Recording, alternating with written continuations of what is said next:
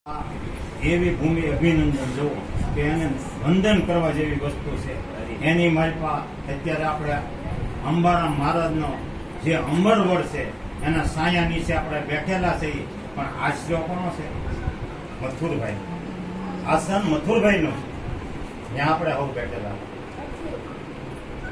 અને એની નિર્માણ તિથિ નિમિત્ત કેટલામી છે ભણે? 13મી. આ 13મી નિર્વાણ તિથિ નિમિત્તે આપણે સૌ ભેગા થયા છીએ.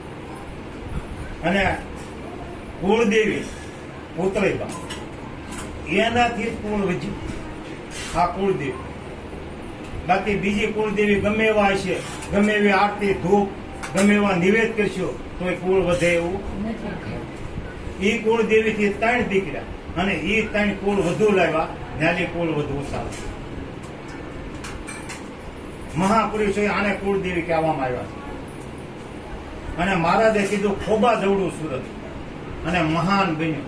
તો મહાભારતની મલપા કુરુક્ષેત્રના મેદાનની મલપા જયારે કર્ણને ઘાયલ કર્યો અને કર્ણને જયારે દેહ છોડ્યો ત્યારે કૃષ્ણ ભગવાન એને મળવા ગયા, કારણ કે દાનેશ્વરી હતી.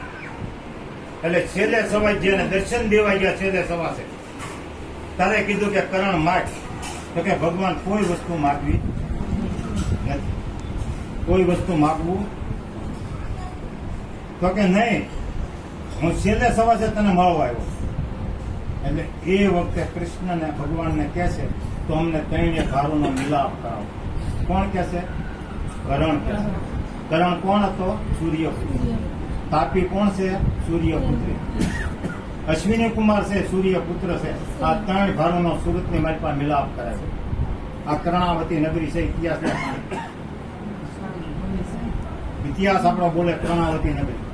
એ વખતે જયારે કાંધે ઉપાડીને અહીંયા પરમાત્મા લાવ્યા અને 3 બાણ મારી અને એને શેખ ખડકી કુંવારી જગ્યા